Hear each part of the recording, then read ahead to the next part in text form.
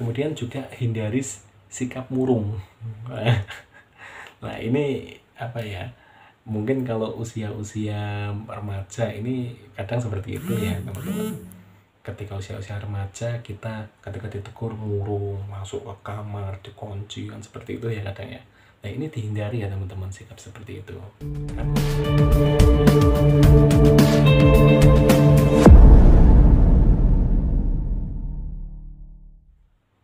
Assalamualaikum warahmatullahi wabarakatuh.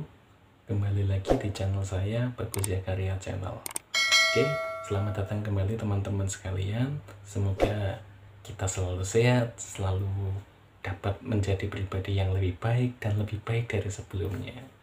Oke teman-teman ya, di video kali ini saya ingin berbagi tips ya, bagaimana cara menyikapi ketika kita mendapatkan teguran dari orang lain, terutama mungkin dari atasan, mungkin dari orang tua kita, atau bahkan mungkin dari pasangan kita dan lain-lain.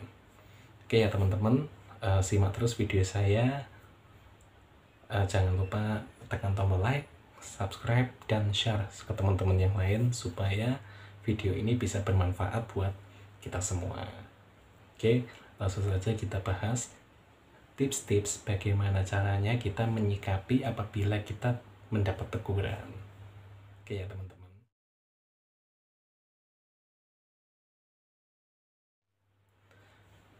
Baik teman-teman, ya, setiap orang itu kan pasti memiliki kesalahan ya teman-teman. Ya, karena kita ini manusia diciptakan itu pasti tidak luput dari dua hal, yaitu salah dan lupa. Dan ini merupakan hal yang lumrah. Kita jangan ambil pusing, kita jangan ambil terlalu dalam, kita jangan terlalu masukkan ke dalam hati, karena itu sudah kodrat manusia seperti itu. Tetapi apabila kita ditegur, kita seharusnya juga bisa menerima ya teman-teman. Jangan ketika kita ditegur, kita malah lari, kita malah mungkin mengajak berantem atau bagaimana. Itu jangan sampai ya teman-teman. Karena jadikan segala sesuatu itu menjadi pelajaran berharga buat teman-teman semua. Nah, baik, kita bahas dulu untuk tips yang pertama. Nah, yang pertama ini apabila kita melakukan kesalahan dan ditegur, maka kita dianjurkan untuk meminta penjelasan yang lebih spesifik tentang kesalahan-kesalahan kita. Misalnya kita miss dalam komunikasi dengan atasan, atau mungkin miskomunikasi dengan orang tua, sedangkan kita ditegur. Kita sebaiknya meminta penjelasan yang lebih detail, lebih spesifik mengenai kesalahan-kesalahan kita.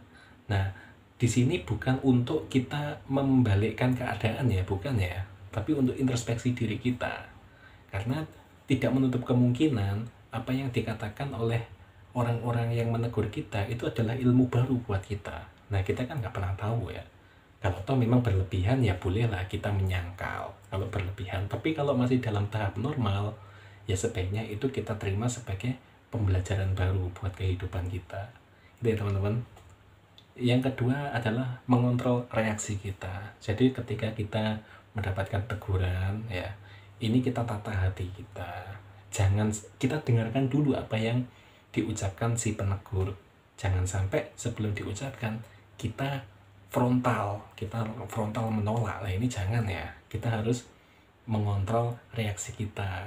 Kita saring dulu, kita pelajari dulu. Siapa tahu itu adalah ilmu baru buat kita. Nah, kalau kita langsung spontan kita potong, wah ini nggak bener, aku nggak seperti itu. Nah, ini keadaannya bukan malah semakin tenang, malah semakin runyam. Nah, resikonya kan banyak. Nah, kalau misalnya anda ini bekerja, ya bisa saja dipecat, kan seperti itu. Kan akhirnya malah berdampak negatif juga kan buat kehidupan kita. Nah, maka dari itu alangkah baiknya kita kontrol reaksi kita. Kalau toh memang teguran itu bersikap berlebihan, ya nggak apa-apa kita menyangkal, tetapi masih diusahakan masih dalam kontrol ya, masih dalam kontrol emosi kita.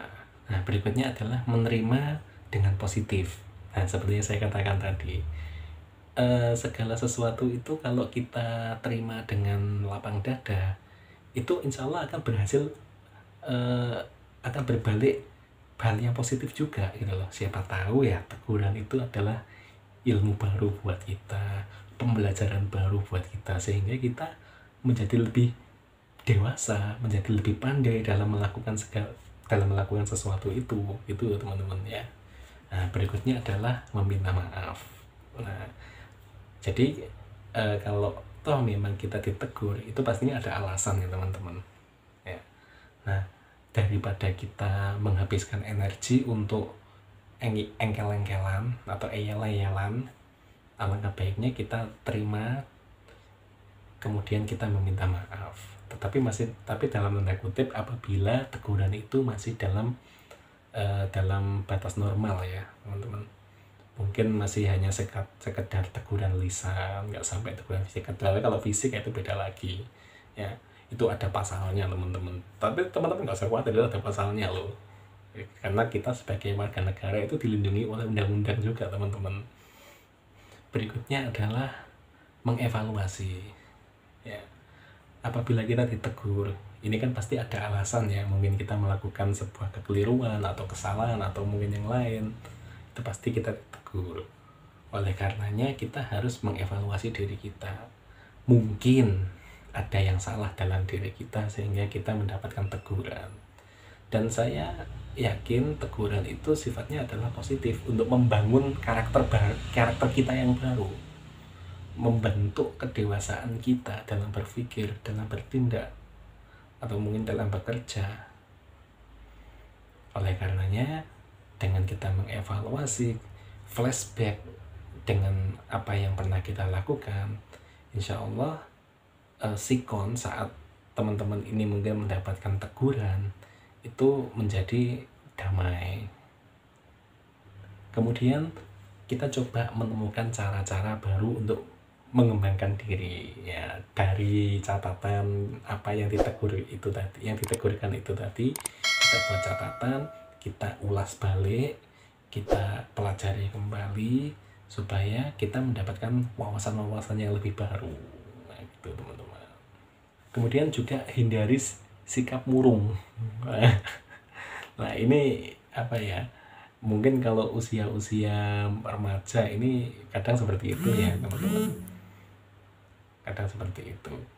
Ketika usia-usia remaja, kita ketika ditegur murung, masuk ke kamar, dikunci, kan seperti itu ya kadang ya. Nah, ini dihindari ya teman-teman, sikap seperti itu. Karena apa? Karena kalau kita tidak menghiraukan teguran itu berarti kita lari dari keadaan.